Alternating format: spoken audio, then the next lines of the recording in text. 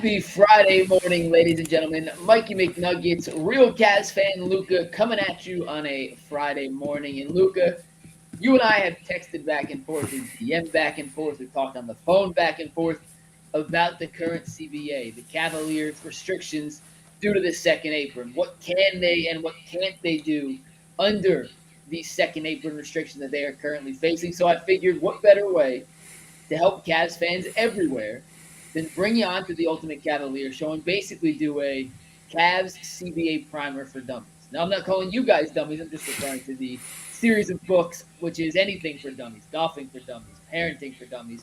This is essentially the Cavs cap situation for dummies, and I could think of no better person to join me to discuss that than you, Lucas. How you doing today, my friend? Doing well. Appreciate having us on. So let's dive into it. There is going to be probably 5 or 6 different avenues we get down for this discussion, but let's start first and foremost with the basics, Luke. And I'm going to ask you questions. I'll kind of interject when I feel like it's needed, but I'm going to let you run with this because you are smarter on the Cavs than I am. The Cavs currently are projected to be a second apron team next year, and unless there's some sort of major moves made, I'm not quite sure they can avoid being a second apron team. So can you tell all the good people, all the listeners out there, exactly what that means for Cleveland as they look to make any kind of moves this summer?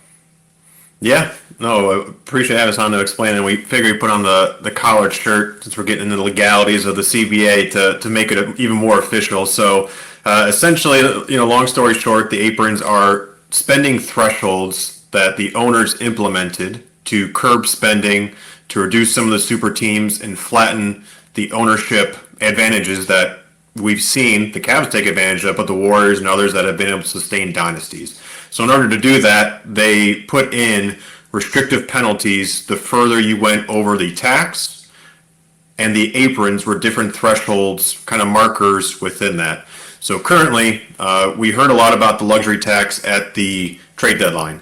The Cavs this year were under the luxury tax, which one of the restrictions they put in was the longer you're in the luxury tax, 3 out of 4 years, there are penalties down the road that impact trades, impact how much tax money your pocketbook is being charged as an owner. Also restricts movement of draft picks. It could be moved all the way back to the first round and restricts the ability to trade out in the future draft picks. So that's why it was so important this year, is to sustain flexibility and avoid starting that clock. And now going into next year, the Cavs are in the second apron, which is the highest threshold of that system. And so essentially what that does is there's even more restrictive penalties for how the Cavs can operate transactionally moving forward. So the Cavs still can do some moves, but to the extent of what they can do is more limited than being over the tax versus being over the apron and now in the second apron.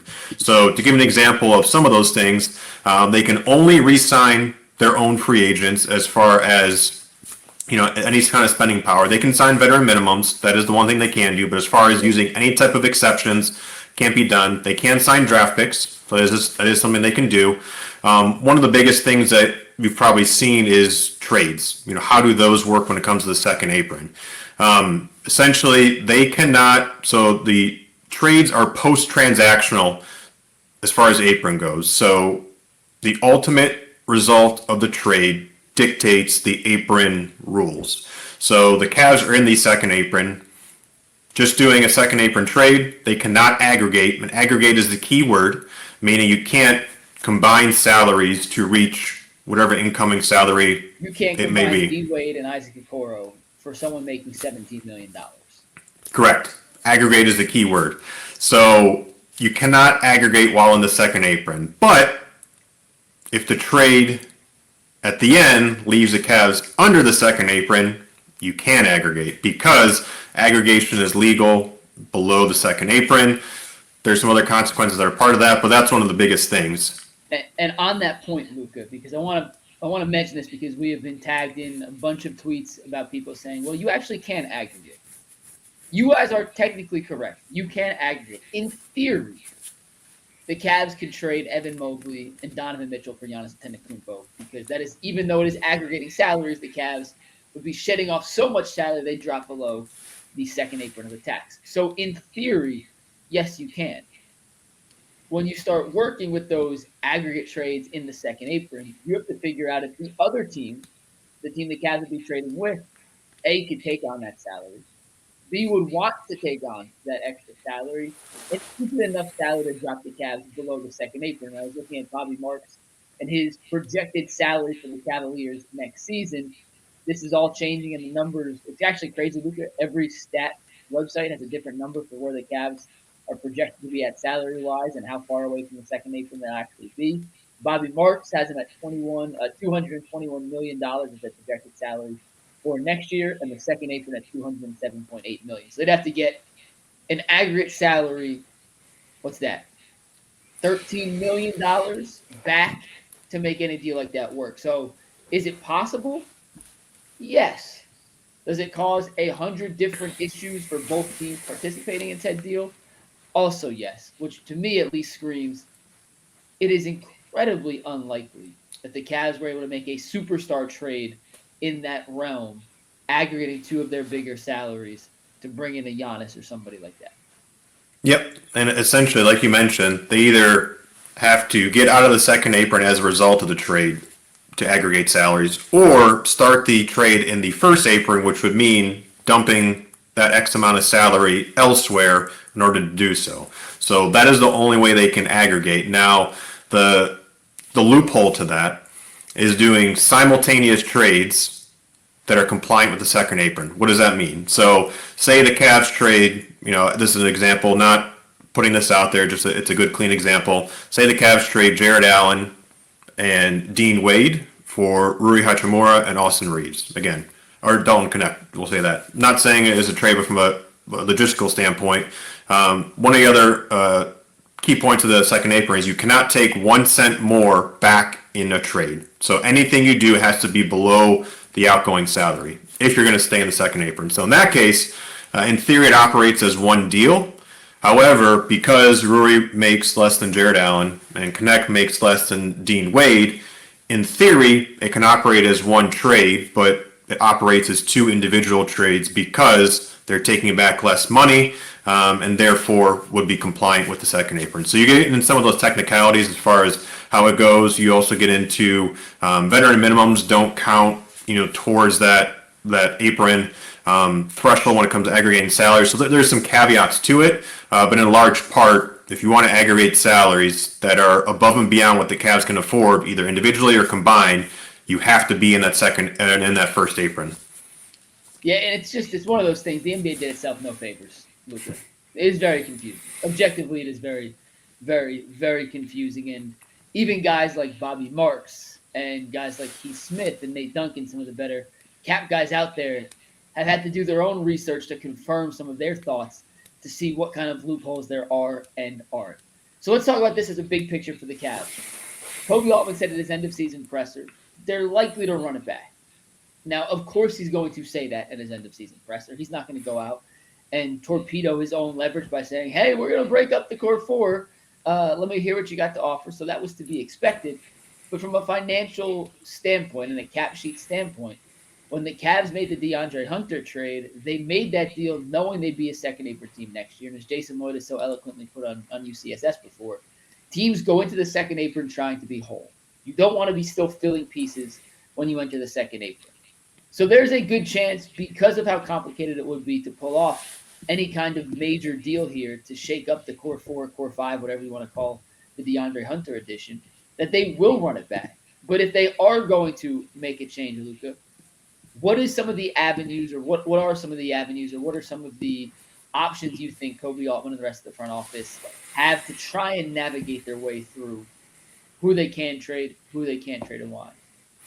So I think, like you said, Jason put it fantastically. The Cavs, if you believe in the core and you believe that it works, they are set up well to maintain and be a second apron team. A second apron team is not a death knell. It's a death knell when your core or your best players don't work, as we've seen with the Suns. That's when it becomes onerous. However, if you have a team that is well built and well sustained like the Cavs are, you have your top 5 or 6 guys that are locked in long term for several years. You have your bench guys, locked up on cheap deals. So if that works, the second apron with the owner willing to pay can be sustainable. Now, the windows of that, the sustainability may shrink because of the penalties that come at the end of those windows, where they've made it a flatter, more parity, but they can sustain it. Where it becomes an issue is that if your core doesn't work going into that, or your key players don't work, that's when it becomes an issue, because it's so much harder to navigate in the second apron and do the types of things you want to do, being a second apron team with players that don't work. So, moving forward, it really, one of the key things that I think makes it even more difficult is there's also, you solve the second apron issue and the aggregation issue, you open up the door to another set of issues. So getting under the second apron is not not a cure-all. You're not going to resolve all the issues. The next thing you run into is that if you do aggregate salaries in any extent, whether it be in the deal that you're trying to get under the second apron with, or say you dump a Coro and then you go out and aggregate salaries, aggregating salaries in the first apron is an automatic hard trigger on the second apron hard cap. Meaning, if you aggregate salaries while in the first apron, so the one right below the second apron everyone's saying to get out of, that means you cannot exceed that second apron by any means, not by better minimums, by re-signing your own free agents. You can't exceed that apron. So, okay, you get under the second apron to aggregate salaries. The Cavs are going to have probably about 9 or 10 players, we'll say 10 players under salary. There is a minimum requirement to have 14 salaried players next year. So within that, then you have to fill out that extra 4 spots. Tristan Thompson last year was about $2.2 million as far as what he counted against the cap because of the veteran exceptions as far as how they work, where he's paid more, but in order to not discriminate against younger players and older players and the pay differential, they say it only counts against the cap to kind of flatten that as well. So if you take 4 Tristan Thompsons from last year, say to this year, that's about $8.89 million right there. So not only do the Cavs have to then, be under the cap to aggregate salaries, you then also have to count in as far as how far below that they then have to be to fill out the rest of their roster. And then you can get into, is it a valuable way, is it competitive? So it's hard to make those moves and remain competitive. Now, some people will argue, say, well, strip it down, get a star player and nothing else matters.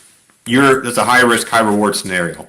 And last thing I'll say with any of that, the market's going to dictate what they can do more than they dictate what they do. Meaning, the market for Allen, the market for Garland is going to dictate more of what they do than their willingness to trade them. Additionally, the Cavs are not the only team in this situation when it comes to trying to offload salaries. The Nets are really the only team that has significant cap space when it comes to being a dumping ground for salary. So the Cavs are not going to only want to be competing to dump salary into that space. They don't have the picks to do so. The other caveat is you can dump salaries into the non-taxpayer mid-level exception. There's about 8 or 9 teams that have that. So really, there's only a third of the league that can really absorb that type of salary that the Cavs are looking to dump, and they're not the only ones doing it, which is going to drive up competition. So for everyone saying you can just dump salary, sure, there's a will, there's a way, but it's going to be competitive, it's going to be hard, and it's why all these little things feed into the difficulty in making the move. Doesn't mean they can't do it, it just adds a difficulty. Keith Smith put out a good graphic, Luka, that you sent me that I'm just going to put up over while we talk here. So if anyone's watching this has kind of the restrictions, what is, what isn't legal, and how it all breaks down. So I'm just going to leave this up for a few minutes while we continue our discussion here, Luka. But in terms of teams looking to dump off salary, Boston's another example of a team that is looking to get under the second apron. They won a championship, so their ownership was willing to pay up big this year, but with Tatum being hurt next year, a new ownership group taking over, for them it makes sense to try and duck under. So that's a team with some other big-name guys that they could be looking to dump off salary to get under. Detroit has cap space, but they're going to re-sign some of their own guys. Kate Cunningham's extension is going to kick in. All of that is a factor. Utah has a little bit of cap space. I'm not sure they're going to be willing to take on many players with how many young guys they already have. Brooklyn has $54 million in cap space. That is the most logical team, but as you mentioned, a lot of teams are trying to get that money off their books to get under either the first or second apron, and the Cavs will not be the only team looking to do so, and they really don't have many picks to dump off with them. So, to your point, easier said than done. Luka, how does where the Cavs currently stand on the cap sheet impact their ability to re-sign their own free agents, mainly Ty Jerome and Sam Merrill? Ask Dan Gilbert.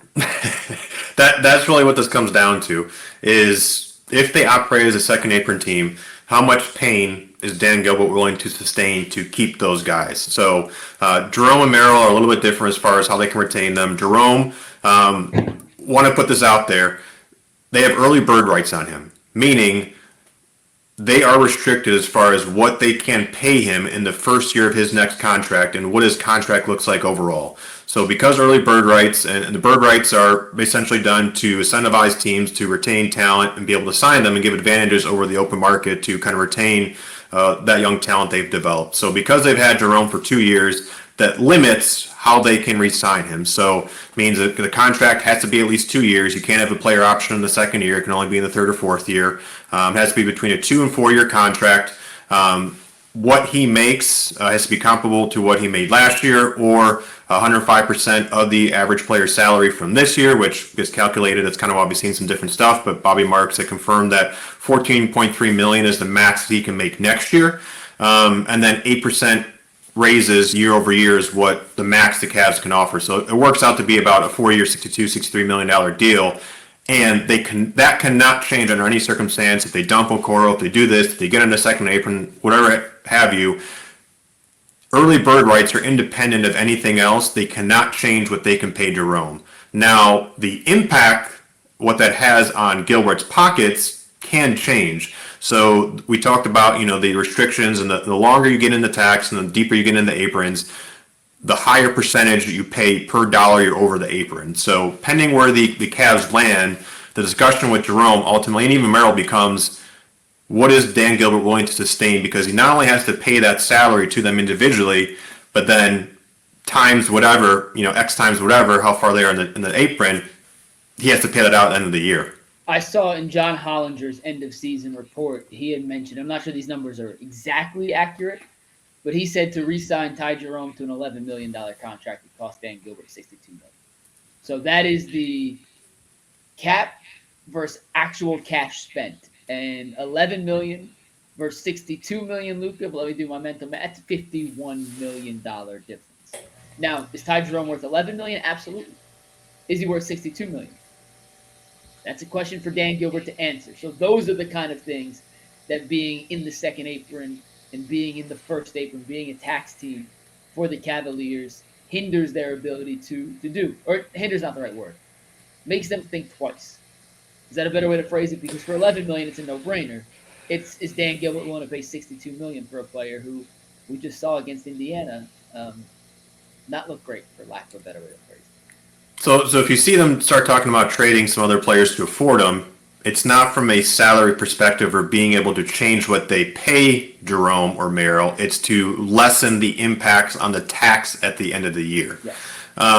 With Merrill, just recapping that, so they have full bird rights on him, so they can pay him whatever they want. There's no restrictions on years or money, so they're more freely able to negotiate with Merrill than they are Jerome. The good thing they have working for them is, as far as Jerome, the market, based off what we saw in the playoffs and just in general, there's not a lot of money to spend, so that may help them retain him. But ultimately, it comes down to, are they a second apron team or not, and how comfortable is Dan Gilbert willing to go into that second apron, which we saw Koby Altman say, we have some flexibility and good ownership, but every owner has its threshold, and we'll see what ultimately that is. I'm curious, Luka, when it comes down to how teams, not just Cleveland, but all these teams operate. We've seen teams in the past say, we're not trading a star for a bunch of role guys. The dollar's worth more to us than 4 quarters. But now, because of some of the financial restrictions and constraints of the second apron, I'm curious if maybe that philosophy will change. And maybe the Cavaliers are willing to turn Jared Allen into 2 pieces, or Darius Garland and his $40 million salary into 3 pieces to match up with that $40 million. And I don't even know if there's a right or wrong answer. I just wanted to point it out there that there's been one way of thinking in the NBA for the last 40 years, and because of the new cap, and really the Cavs, quite frankly, are the first test case of this. Boston won a championship, so take them out of the equation. It worked. The question is, will an owner like Dan Gilbert and a team like Cleveland that hasn't had the postseason success continue to push forward into the unknown depths of the second apron without the results to fall back on? It's one thing to ask your owner to pay up when you have a Larry O'Brien trophy to show for it. It's another when you've gotten kicked out of the NBA playoffs in the second round 2 consecutive seasons. And I don't know if anyone has the definitive answer on the Cavaliers. You know what Koby said in his end of season presser, but what Koby says at his end of season presser, or what any general manager says at his end of season presser, is by no means a hardline truth.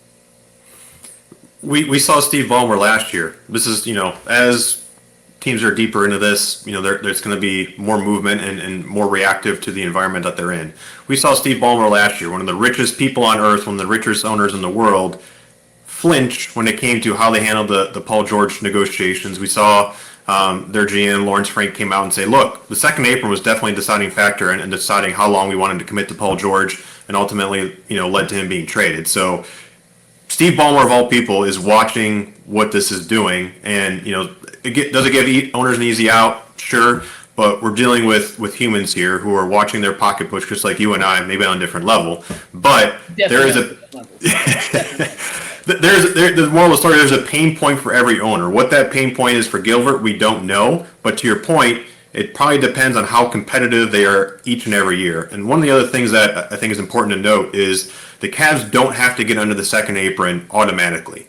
Yeah. The apron status is ultimately, so it's factored into trades as far as how they're executed, but where you're at is calculated at the very end of the year. June 30th is the year this year, as far as when the new league year and old league year is. So the current league year goes through June 30th, and then it flips the calendar July 1st. So during the year, you're operating as your salary actually is, but ultimately what you're penalized or paid out happens at the end of the year. So the Cavs can go, just like they did this year. This year they went into the season as a tax-paying team and operated as a tax-paying team, but by the trade deadline, they made the move. They threaded the needle, which may be the avenue they look to for trading any of their guys with DeAndre Hunter. They got below the tax with a move to do that, and ultimately they're not going to be a tax-paying team at the end of the year. So that's important to note as well, is that they very well may operate as a second apron. It doesn't mean at the end of the year, because they all have all the way up until the trade deadline to make moves to duck that apron.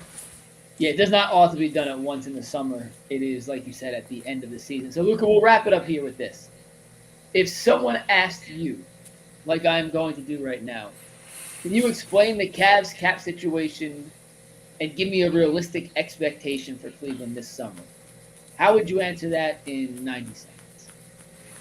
The Cavs cap situation. This is the summary of the entire podcast. So we went to the very end, but this is the summary of the entire podcast. The Cavs cap situation is like playing Madden. Being in the second apron is like playing on all Madden. Doesn't mean you can't win, but who is controlling those sticks is even more important than it is playing on rookie mode. And the ability to win and win at the highest level is determined by your creativity and ability to play the game, which this will test Koby's mettle. The Cavs have an owner who is willing to pay. There's going to be a pain point. Any transaction that they make, there's going to be some sacrifice that they have to live with.